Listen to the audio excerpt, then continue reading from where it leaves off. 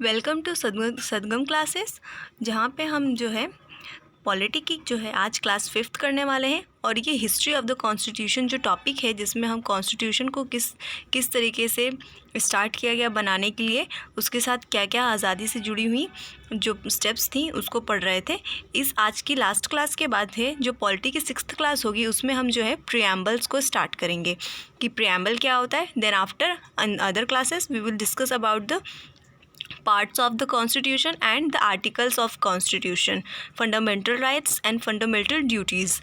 So let's start the video. Okay जैसे कि हमने लास्ट क्लास में जो पढ़ा था, क्या पढ़ा था, साइमन कमीशन के बारे में पढ़ा था कि साइमन कमीशन किस तरीके से इंडिया आया था और जिसका विरोध सभी लोगों ने यहाँ पे किया था।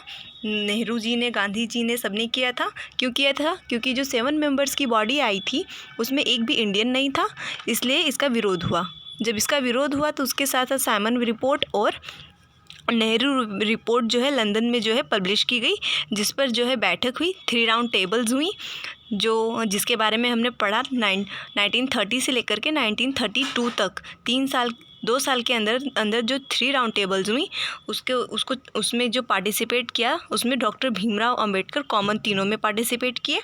और उसके बाद जो है ये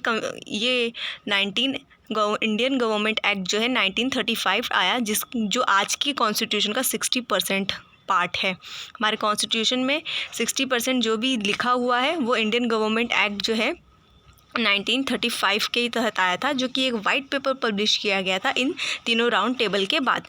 अब इसके बाद देखिए क्या हुआ, इसके बाद अब आगे क्या होता है नेक्स्ट हम जो है इस वीडियो में पढ़ेंगे।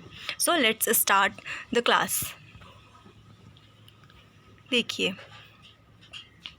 सबसे पहले हुआ क्या कि जब ये सारे के सारे जो राजा थे, जब इंडियंस ने और इंडियन कांग्रेस पार्टी ने ये डिमांड की कि हमें एक फेडरल जो है कंट्री बना दीजिए, हमें एक फेडरेशन दे दीजिए, हमें जो है काउंसिल दे दीजिए, हम अपना जो है सब कुछ खुद करेंगे, आप लोग जो है ऊपर से अपना कंट्रोल रखिए। बट ये जो स्विट्ज़रलैंड पर थे, यानी कि जो स्विट्ज़रलैंड क्या है, मैंने अपनी लास्ट क्लास में समझाया था, जिसने नहीं देखा है वो वीडियो को एक बार प्रेफर कर ले, आपको प्लेलिस्ट में मिल जाएगा, पॉलिटी की प्लेलिस्ट में मिल जाएंगी सारी वीडियोस।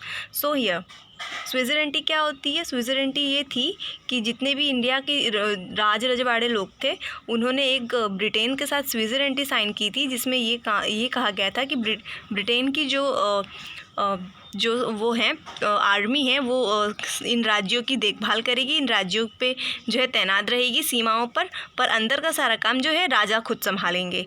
ठीक है, तो जब अगर ये लोग चले जाते देश छोड़ करके, तो इन लोगों ने, राजाओं ने सोचा कि फिर तो हम जो है ख़तरे में आ जाएंगे, हम पे तो कोई भी हमला करेगा, हमारा राज्य हथिया लेगा। इसलिए इन लोगों ने मना कर दिया कि नहीं, इंडिया एक फेडरल कंट्री नहीं बनेगी। ठीक है, तो यहाँ पे प्रिंसली स्टेट्स ने क्या किया, जब फेडरेशन की डिमांड की गई थी तब इन्होंने क्या किया, मना कर दिया गया था। फिर 1934 में देखिए 1934 में एम.एन. रॉय, कांग्रेस की पार्टी के ही जो कि एक मेंबर थे, एक नेता थे, उन्होंने 1934 में सबसे पहले एक डिमांड की, कॉन्स्टिट्यूशन असेंबली की डिमांड की थी। कॉन्स्टिट्यूशन असेंबली, ठीक है, जिसमें हम क्या कर सकें, अपना जो है नियम, कायदे, कानून, लॉ सब कुछ जो है खुद से जो है बना सकें। ठीक है, तो उस चीज़ को उस समय क्या कर दिया गया था, अनदेखा कर दिया गया था। ठीक है, इसको किसी ने सुना नहीं। ठीक है, उसके बाद देखिए क्या हुआ, उसके बाद 1935 की एज में क्या हुआ, जवाहरलाल नेहरू ने क्या किया, अगेन इसी बात को एम्फसाइज़ किया, ऑफिशियली डिमांड की। पहले ये जो था ऑफिशियल नहीं था। ठीक है, और ये एक ऑफिशियल डिमांडिंग जो है ब्रिटेन के सामने रखी गई, ब्रिटिश गवर्नमेंट के सामने रखी गई कि हमें क्या कीजिए, एक कॉन्स्टिट्यूशन असेंबली दीजिए और हमें क्या कीजिए, एक फेडरल कंट्री बनाइए। ठीक है, और ये जो था अगस्त ऑफर था। ठीक है, अगस्त की ही ये बात थी जिसमें ये बात कही गई थी। ठीक है, अब आगे देखिए आगे क्या हुआ। आगे क्या होता है कि अगस्त में एक ऑफ़र आता है 1940 में। क्या ऑफ़र आता है, जब इन्होंने, जवाहरलाल नेहरू ने भी एम्फसाइज़ किया और एम.एन. रॉय ने एम्फसाइज़ किया कि हमको फेडरल कंट्री बना दीजिए, हमको क्या करिए, एक कॉन्स्टिट्यूशन असेंबली दे दीजिए। तो इन लोगों ने क्या किया, सोचा कि ठीक है, हम इनकी बात पे गौर करेंगे। उस समय क्या हो रहा था, काफ़ी ज़्यादा जो है ब्रिटेन खतरे में था, मतलब काफ़ी कमज़ोर हो चुका था। कैसे कमज़ोर हो चुका था? क्योंकि इंडिया में जो है विद्रोह हो रहे थे, ठीक है, जिसको ब्रिटेन हैंडल नहीं कर पा रहा था। और दूसरी तरफ ब्रिटेन जो है, खुद ब्रिटेन में जो है जर्मनी ने क्या किया था, हिटलर ने वर्ल्ड वार जब 2 चल रहा था 1939 के टाइम पर, 1939 के टाइम पे जब वर्ल्ड वॉर 2 स्टार्ट हुआ था, तब क्या किया था, हिटलर ने जो है ब्रिटेन पे अटैक कर दिया था। और इस अटैक के बाद क्या हुआ था, ब्रिटेन पूरी तरीके से कमज़ोर हो चुका था। यानी कि हिटलर का ये अटैक इतना ज़्यादा इम्पैक्टफुल था कि ब्रिटेन इतना कमज़ोर हो चुका था कि अब इन्होंने सोचा कि हमारे हाथ से अमेरिका तो चला गया, अमेरिका इनके हाथ से निकल गया था। इन्होंने सोचा कि अब इंडिया ना चला जाए तो क्या किया जाए, इन लोगों को जो है थोड़ा इन लोगों की हेल्प ली जाए, ठीक है।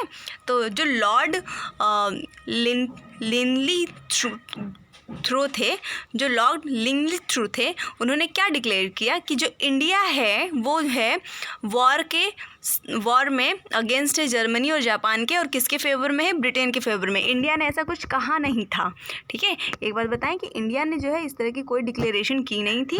ये जो लॉर्ड उस टाइम के वाइसरॉय थे, उन्होंने क्या कहा, खुद से ही एक चीज़ डिक्लेयर कर दी कि हाँ, इंडिया जो है हमारा ब्रिटेन का सपोर्ट में है और जर्मनी और जापान के क्या है, अगेंस्ट में है, ठीक है, सपोर्टर है, सपोर्ट कर रहे हैं ये लोग वॉर में। तो सब जब गवर्नमेंट के और जो कांग्रेस के नेताओं के बात पता चली कि आपने ऐसा झूठ क्यों बोला, तो फिर इन लोगों ने कहा कि ठीक है, आप लोगों को क्या चाहिए, आपका सेपरेट डोमिनियन चाहिए, आपको अपना एक नेशन चाहिए, आज़ादी चाहिए, और साथ ही साथ एक कॉन्स्टिट्यूएंट असेंबली चाहिए, हम आपको देंगे। पर आपको जो है ब्रिटेन की हेल्प करनी होगी, यानी कि जो गवर्नमेंट, ब्रिटिश गवर्नमेंट है, उनकी हेल्प करनी होगी। किसके अगेंस्ट? जर्मनी के और जापान के अगेंस्ट, ठीक है। हमारे वॉरियर्स, हमारे जितने भी हैं, उनको देने पड़ेंगे। अगर ऐसा हो जाता है तो ऐसा होने के बाद क्या होगा कि ये जो है डोमिनियन स्टेटस हमें दे देंगे, ठीक है, हमारी जो है कॉन्स्टिट्यूएंट असेंबली के लिए एक्सेप्ट कर लेंगे, ठीक है। बट आफ्टर वॉर, जब वॉर जीत जाएंगे, वॉर हो जाएगी, उसके बाद ये हमको देंगे। और ये सारी चीज़ें क्या थी, रिटन में नहीं थी, सिर्फ फॉर्मली बोली गई थी, ठीक है। ये बात रिटन में नहीं थी। अब इस बात को विश्वास कैसे कर ले हम लोग, रिटन में तो इन्होंने कुछ दिया नहीं कि ये लोग आफ्टर वॉर हम लोग हमारे सपोर्ट के बाद अगर इन्होंने फिर हमें नहीं दिया तो क्या करेंगे। तो इन लोगों ने इस वक्त रिटन में नहीं दिया था। तो ये सिर्फ एक कही हुई बात थी। तो देखिए आगे क्या होता है। जब तो ये चीज़ें क्या कही गई थी, कहा गया था कि अगर आप लोग जो है हमारा हेल्प करते हैं, यानी कि ब्रिटेन का हेल्प करते हैं इंडियंस जो है जर्मनी एंड जापान के अगेंस्ट वॉर में, और जीतने के बाद क्या करेंगे ये लोग कि हमारी डिमांड को पूरी करेंगे, फुलफ़िल करेंगे। डिमांड फुलफ़िल क्या करेंगे कि ये हम लोगों को डोमिनियन स्टेटस दे देंगे, और साथ ही साथ एक कॉन्स्टिट्यूएंट असेंबली भी हमें प्रोवाइड करेंगे, ठीक है। तो इस तरीके से इन लोगों ने बात कही थी, बट ये सारी चीज़ें रिटन नहीं थी, ठीक है, ऑफिशियलाइज नहीं थी। तो इसलिए इस बात को मानना काफ़ी उस समय क्या था, मुश्किल था कि इस तरीके से ये लोग कुछ करेंगे। तो इन लोगों से बात कहेगी कि हमें एक रिटन चीज़ दीजिए जिस पे हम बिलीव कर सके। तो देखिए ये बात उस टाइम तो कह दी गई थी, ठीक है, 1939 के टाइम में, 1939 to 40s के टाइम पे ये बात कही गई थी। और उसी के जो है कंसेक्यूटिव में देखिए क्रिप्स मिशन 1942 में आया, जिसमें यही सेम बात जो है फिर से कही गई थी, बट ऑफिशियल वे में। किस तरीके से ऑफिशियल वे में, देखिए इस चीज़ को।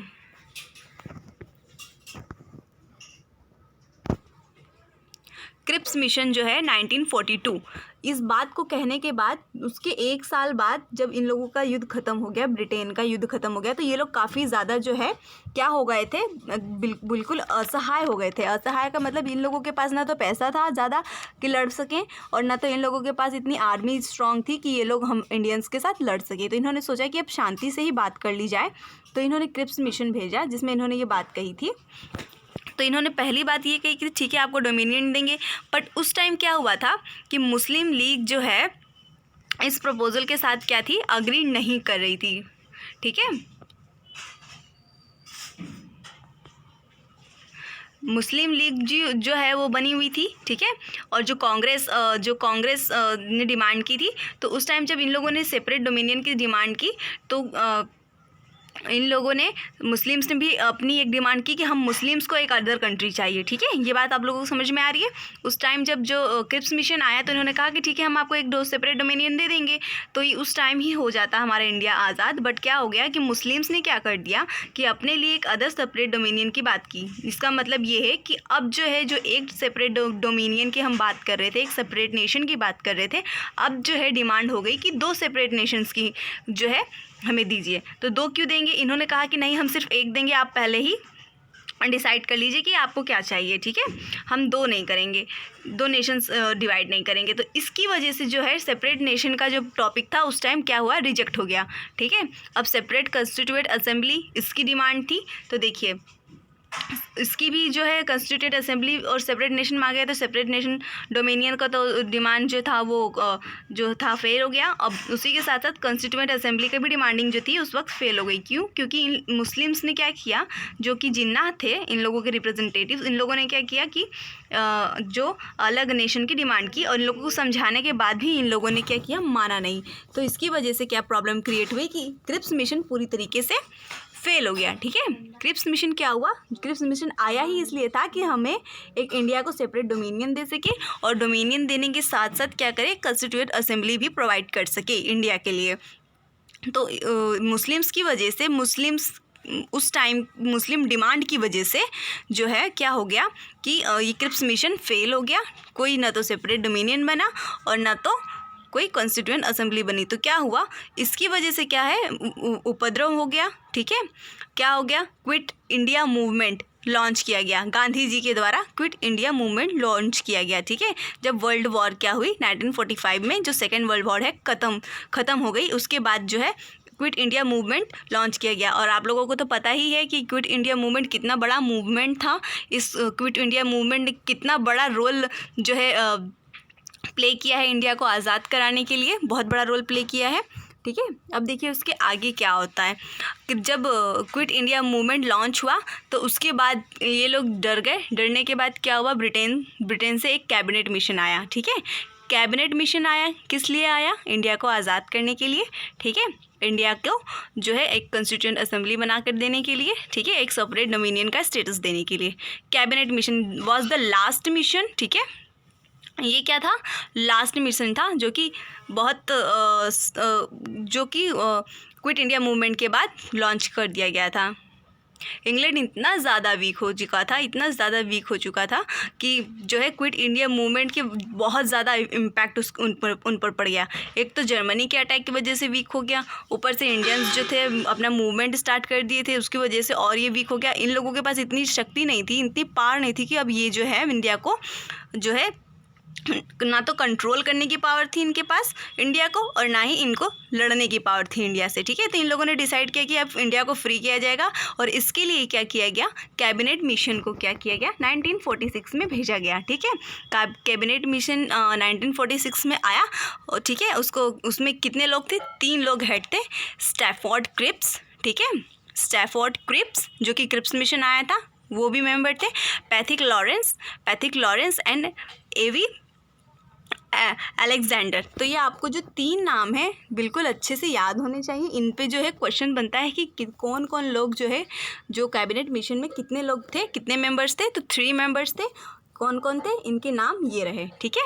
ये नाम आप लोगों को याद होने चाहिए।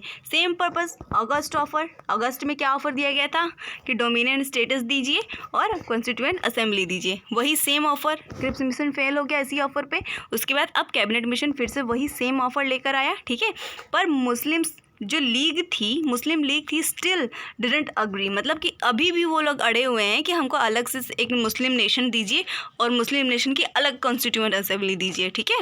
तो ये चीज़ क्या की गई कि नहीं, ठीक, हमको है ना अलग जो है डोमिनियन स्टेटस चाहिए। तो इनकी वजह से फिर प्रॉब्लम क्रिएट होने लगी क्योंकि इन्होंने कहा कि नहीं, हम सिर्फ एक ही डोमिनियन स्टेटस देंगे, 2 नहीं कर सकते।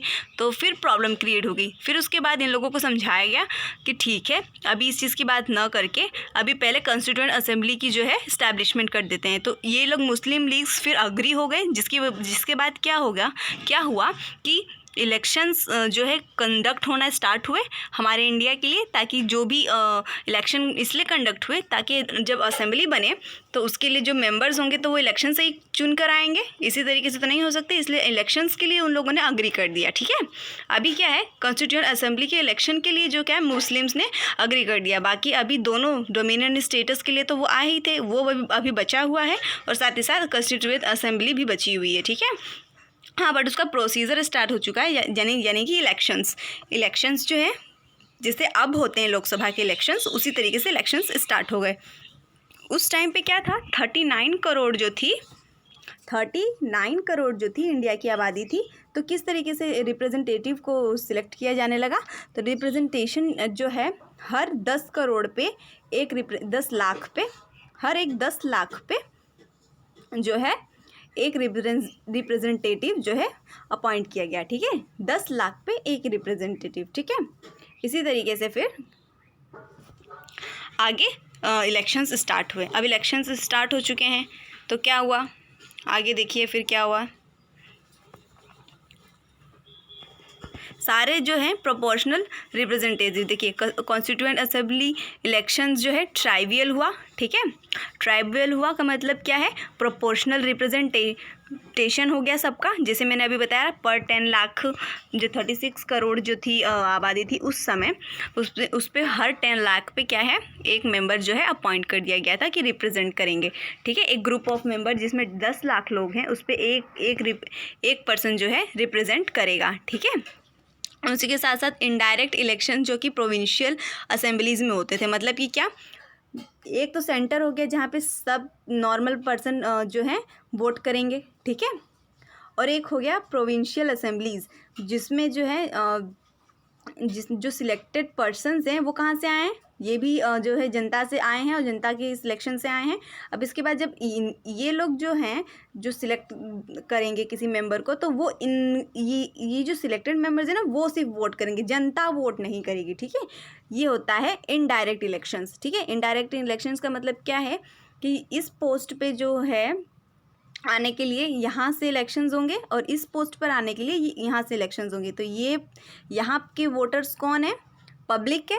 ठीक है, पब्लिक ने यहाँ पे एक अपना प्रतिनिधि चुनकर भेजा है, फिर उसके बाद यहाँ से जो है जो प्रतिनिधि हैं तो ये जो डिसीज़न लेंगे वो इनका डिसीज़न कहलाएगा।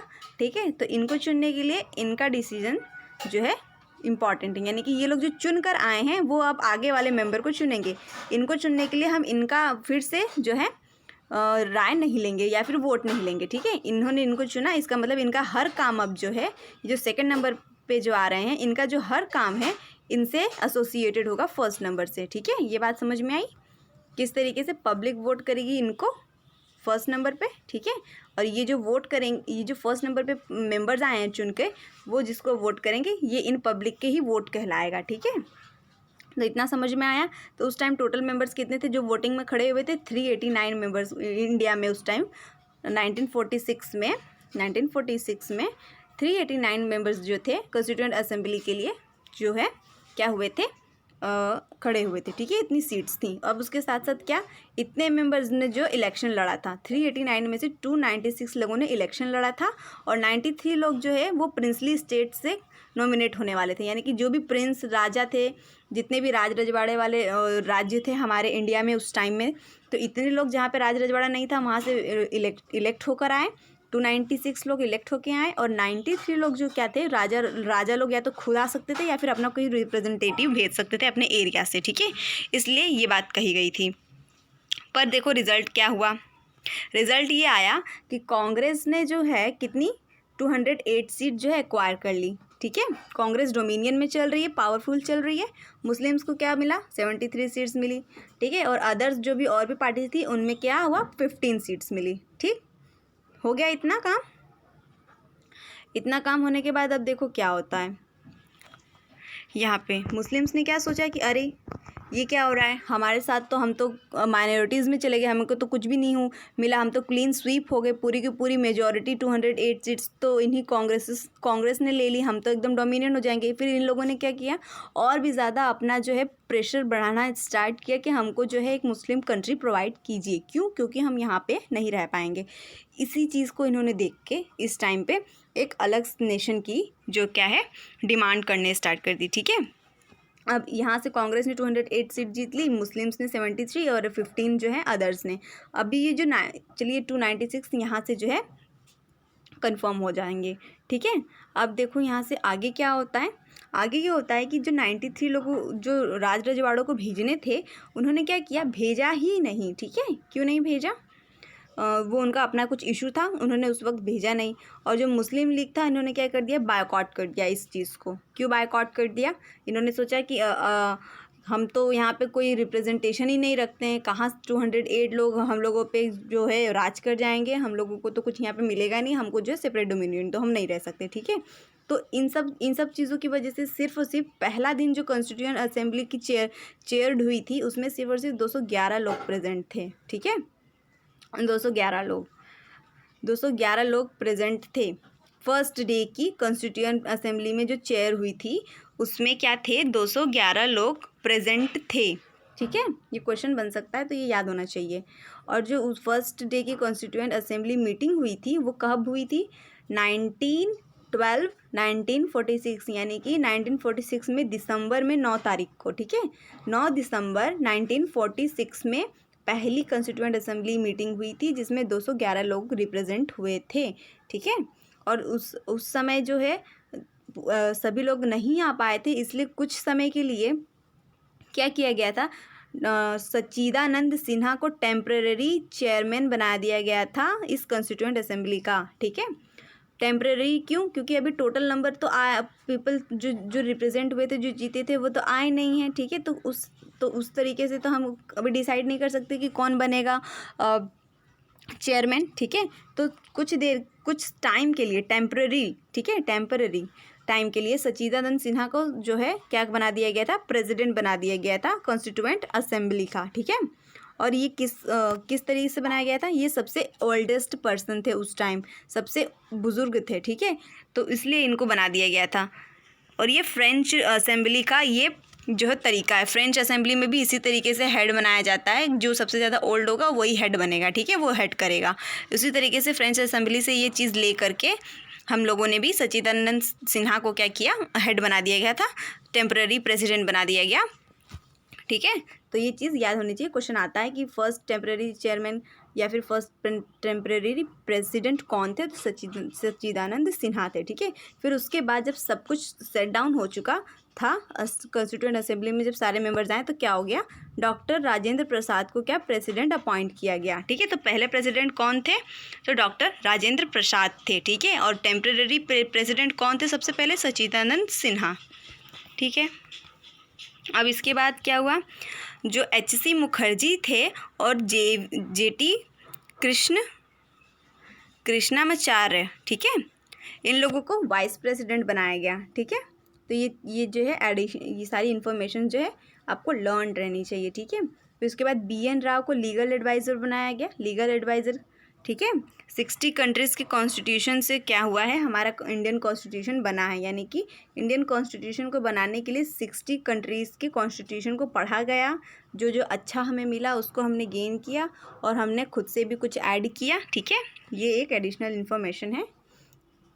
उसके साथ साथ क्या हुआ, डॉक्टर भीमराव अंबेडकर जिन्होंने कॉन्स्टिट्यूशन बनाया था, वो चेयरमैन ऑफ ड्राफ्टिंग कमेटी भी थे। मतलब क्या हुआ कि 22 कमिटीज़ उस टाइम बनी हुई थी। ठीक है, अलग अलग काम के लिए, उसमें से एक कमेटी थी चेयरमैन। ठीक है, ड्राफ्टिंग कमेटी। ड्राफ्टिंग कमेटी में काम क्या था, इसी कॉन्स्टिट्यूशन का ड्राफ्ट करना। ठीक है, इन्होंने ही 60 कॉन्स्टिट्यूशन को पढ़ा और इसे बनाया है। ठीक है, तो ड्राफ्टिंग कमेटी के चेयरमैन कौन थे, डॉक्टर भीमराव अंबेडकर थे।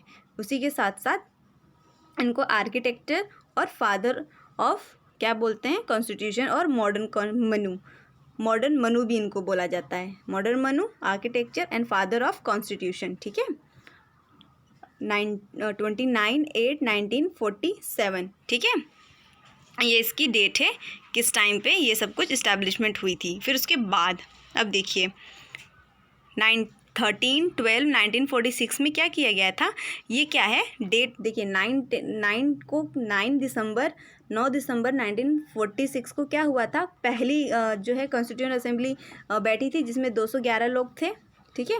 उसी के कुछ दिन बाद, ठीक है, उसी के कुछ दिन बाद यानी कि 4 दिन बाद क्या हुआ, 13 दिसंबर को क्या किया गया, एक एम और ऑब्जेक्टिव रिजोल्यूशन पास किया गया, ठीक है। किस लिए पास किया गया था, जो है जवाहरलाल नेहरू द्वारा पास किया गया था कि हमको जो कॉन्स्टिट्यूशन बनाना है वो किसके अंडर बनाना है, कोई ऑब्जेक्टिव तो होना चाहिए। तो जो हमारा प्रियम्बल है वही ऑब्जेक्टिव है, ठीक है। उसी के अंतर्गत हमारा सारा कॉन्स्टिट्यूशन बनाया गया था, यानी कि सब कौन इम्पोर्टेंट है, यहाँ के नागरिक इम्पॉर्टेंट है, ठीक है, उनके लिए क्या क्या होना चाहिए, सॉवरेन होना चाहिए, सेक्युलर होना चाहिए, जस्टिस होना चाहिए, ठीक है। ये सारी चीज़ें जो प्रियम्बल में लिखी हुई हैं वो सारा उस दिन 13 तारीख को पास किया गया था, यानी कि 9 तारीख को पहली जो कॉन्स्टिट्यूएंट असेंबली बैठी थी उसी के 4 दिन बाद 13 तारीख को क्या हुआ, नेहरू जी ने जो है रिजोल्यूशन पास कर दिया, ठीक है। क्या रिजोल्यूशन, जो कि प्रियम्बल में लिखे हुए रिजोल्यूशन। अभी हम जब प्रियम्बल जब पढ़ेंगे तो उसमें अच्छी तरीके से प्रियम्बल डिटेल में पढ़ेंगे कि प्रियम्बल कॉन्स्टिट्यूशन का पार्ट है या नहीं, प्रियम्बल है क्या, आखिरकार प्रियम्बल है क्या, प्रीफेस है या कंक्लूजन है, ये पार्ट है या नहीं। इसके ऊपर भी कई केस हुए हैं, बहुत बड़े बड़े हुए हैं, जैसे कि बेरोबारी केस हुआ था और एक सच्चिदानंद सिन्हा वाला केस,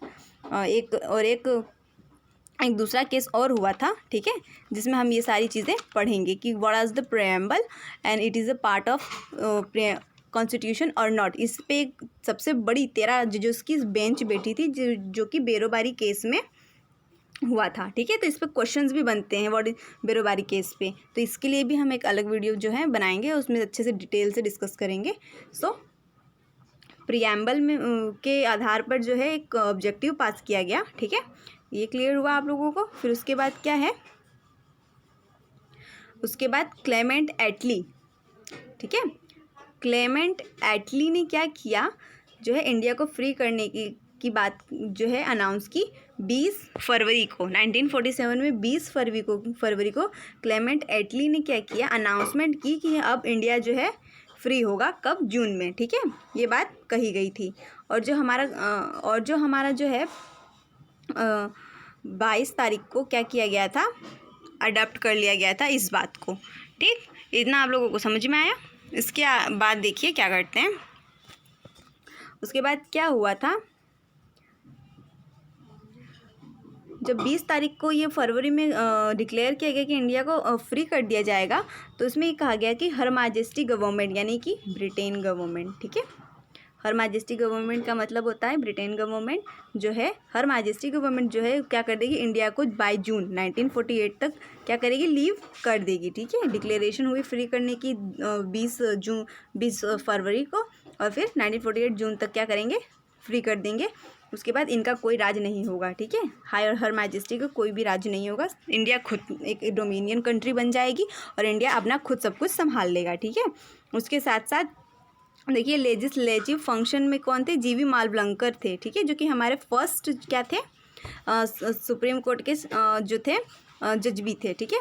जीवी मालवलंकर लेजिस्लेटिव फंक्शन थे, फंक्शंस में जो थे हेड प्रिसाइड कर रहे थे। और उसके साथ साथ क्या, Lord Batten approved the demand of Pakistan 3 जून 1947, यानी कि जो पाकिस्तान या मुस्लिम लीग की बात करें, जो अलग से जो क्या 73 सीट्स पाने के बाद क्या कर रही थी, डर गई कि अब हम इस कंट्री में कैसे रहेंगे, ठीक है, हम तो यहाँ पे क्या क्लीन स्वीप हो गए, हमारी तो कोई सुनेगा नहीं। तो इन लोगों ने इतना ज़्यादा प्रेशराइज़ किया, तो लॉर्ड माउंटबेटन ने क्या किया, अप्रूव कर दी पाकिस्तान के बनने की डिमांड, यानी कि जो हमारा इंडिया है अब बट गया इंडिया एंड पाकिस्तान में, ठीक है, मुस्लिम लीग की डिमांड के कारण, ठीक है, जिन्ना की डिमांड के कारण। ये कब बात कही गई थी, ये 3 जून 1947 को ये बात कही गई थी, ठीक है, जब इंडिया को फ्री करने की डेट जो थी जून में थी, तो ये बात यहाँ पे मान ली गई, ठीक है।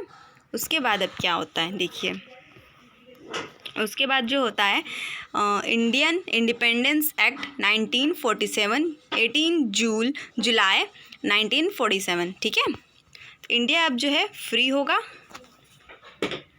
उसके साथ साथ देखिए अब क्या होगा, अब आगे क्या होता है, ठीक है, और जब ये सारी बातें हो गई तो अब लास्ट में देखिए क्या होगा, ब्रिटिश रूल जो है वो क्या होगा, ख़त्म हो जाएगा 15/8/1947, यानी कि 15 जुलाई 1947 से ब्रिटिश रूल उस दिन से एग्जैक्टली ख़त्म हो गया, इसलिए इस डेट को आज़ादी मनाई जाती है। और उसके साथ साथ क्या हुआ, इंडिया पाकिस्तान सेपरेट हो गया, ठीक है, सेपरेट डोमिनियंस यानी कि 2 अलग अदर कंट्रीज़ बन चुकी हैं, इनकी सेपरेट कॉन्स्टिट्यूएंट असेंबली भी होती हैं, ठीक है, जो गवर्न करती है अपनी अपनी कंट्रीज़ को। उसी के साथ साथ जो उस टाइम के लास्ट जो थे गवर्नर कौन थे, governor general Lord Mountbatten, ठीक है, लॉर्ड माउंट बैटन थे जिन्होंने ये काम किया था। फिर उसके बाद लैप्स ऑफ ब्रिटिश हो गया, क्या हुआ, पैरामाउंसी का लैप्स से हो गया, यानी कि सब कुछ ख़त्म हो गया, ब्रिटिश पावर यहाँ से ख़त्म हो गई, ठीक है। Interim constitution government of India 1935, इसका मतलब क्या है, आइए देखिए इसका मतलब क्या है। अभी हमारा कॉन्स्टिट्यूशन पूरी तरीके से क्या है, बना नहीं है, तो जब तक बन नहीं जाता तब तक गवर्नमेंट ऑफ इंडिया 1935 जो कि 3rd राउंड टेबल के बाद जो वाइट पेपर पब्लिश किया गया था, ठीक है, उसी के बेसिस पे हमारा इंडिया प्रिसाइड होगा, ठीक है, हमारा इंडिया चलेगा। तो जब तक हमारा जो है कॉन्स्टिट्यूशन बन नहीं गया तब तक हमारे इंडिया को इसी गवर्नमेंट एक्ट ने जो है चलाया था, ठीक है। और हमारे आज के कॉन्स्टिट्यूशन जो हमारी जो है हमारा संविधान है उसका 60%, ठीक है, उसका 60% पार्ट इसी गवर्नमेंट एक्ट से है, ठीक है।